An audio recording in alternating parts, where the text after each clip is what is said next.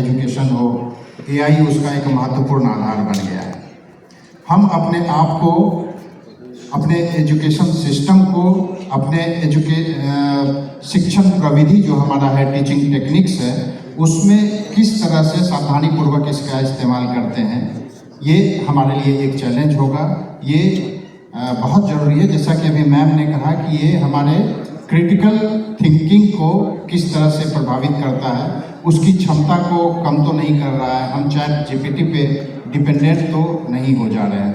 तो ये हमको देखना है और इस तरह से हमको अपना प्रोग्रामिंग करना है कि ये हमारे क्रिटिकल थिंकिंग को पॉजिटिव रूप में प्रमोट करे, बच्चों का जो साइकोलॉजिकल एस्पेक्ट है उसको पॉजिटिवली प्रमोट करे, इस पे ध्यान रखें। और दूसरी बात कि हमारे यहाँ राइट टू एजुकेशन एक्ट है, सभी बच्चों को 6 to 14 ईयर्स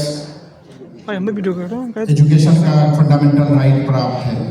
तो एआई की पहुंच, इसका एक्सेस एक बहुत बड़ा चैलेंज हमारे लिए होगा कि बिहार के संदर्भ में देखें तो हमारे 80,000 स्कूल्स हैं, तो हम उसमें प्रयास कर रहे हैं, हमारा विभाग उसमें प्रयास कर रहा है, सरकार की योजनाएं हैं, लेकिन जो समाज के अंतिम तबके के बच्चे हैं उन तक हम एआई को कैसे पहुंचा सकते हैं, ये एक एक्सेस का प्रॉब्लम है।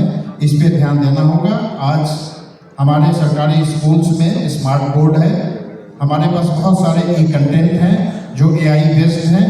हम लोगों ने अपने टीचर्स ट्रेनिंग का जो मॉड्यूल बनाया है उसमें भी एआई के कंटेंट को उसमें डाला है और स्पेसिफिक एआई बेस्ड मॉड्यूल अभी डेवलप हो रहा है हमारे यहाँ, जिसमें हम लोग एआई के आधार पे टीचर्स को तैयार करेंगे और वो डाउन द लाइन स्कूल तक हमारे प्रोग्राम को पहुँचाएंगे।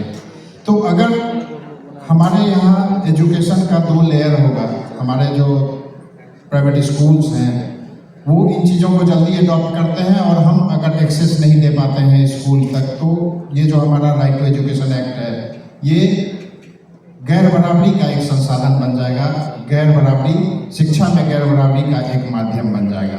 इस चैलेंज को हमको देखना है। दूसरा है कि हम किस तरह से सावधानी से इसका उपयोग करें और ताकि इसका मिसयूज ना हो, बच्चे इसका मिसयूज नहीं करें और डाटा वगैरह जो है वो आपका मिसयूज कोई नहीं कर सके, ये चीज़ देखने की ज़रूरत है। और हमारा जो पूरा एजुकेशन का कंटेंट है उस पर अब हमें नए सिरे से विचार करने की आवश्यकता है। इसलिए भी क्योंकि अभी तक ये कहने में कोई गुरेज नहीं है कि हमारा जो एजुकेशन सिस्टम है वो अभी तक एक रटंत प्रणाली पे आधारित रही है। हम आज भी बच्चों को रटाने का काम अपने स्कूलों में कर रहे हैं, लेकिन हम लोग जिस जनरेशन के हैं, यहाँ पे जो लोग बैठे हुए हैं, आप लोग में तो काफ़ी यंग लोग भी बैठे हुए हैं, लेकिन हम लोग जिस जनरेशन से हैं उस समय में शिक्षा जो था वो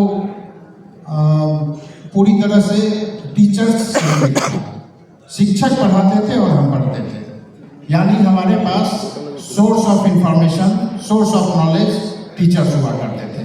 क्योंकि हमारे दौर में सभी गार्जियंस भी उतने पढ़े लिखे नहीं थे, इसलिए वो भी source of information, source of knowledge नहीं थे। लेकिन आज की तिथि में परिदृश्य बदल गया है, क्योंकि बच्चों के हाथ में गूगल है, उसके पास चैट जीपीटी है, तो वो अपने टीचर को क्रॉस चेक कर लेगा। इसलिए टीचर को भी अपने आप को उस हिसाब से अपग्रेड करने की आवश्यकता होगी, इस हिसाब से काम किए जाने की आवश्यकता है। और हमारा विभाग इसमें काम कर रहा है, अभी इनिशियल स्टेज में है, और हमारे पास जो युवा शक्ति है या हमारी जो तकनीकी डेवलपमेंट का हमारा स्किल है, इसके बल पे हम साथ में पश्चिमी देशों के साथ एआई के क्षेत्र में चल पाएंगे। हमारे जो प्लानर है, एजुकेशन प्लानर है, इसमें काम कर रहे हैं, तो ये हम होप करते हैं कि आने वाले समय में ऐसा कुछ होगा और जो हमारा न्यू टीचिंग टेक्निक्स होगा वो पूरे समाज में के बदलाव में या हमारे देश के का जो हम इंक्लूसिव डेवलपमेंट की अवधारणा है उसमें शिक्षा एक बहुत ही महत्वपूर्ण कड़ी है।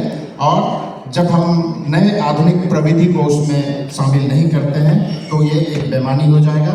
इसलिए अभी हम अपनी बात को यहाँ पे छोड़ते हैं, सेकेंड सेशन में फिर देखते हैं आप लोग का।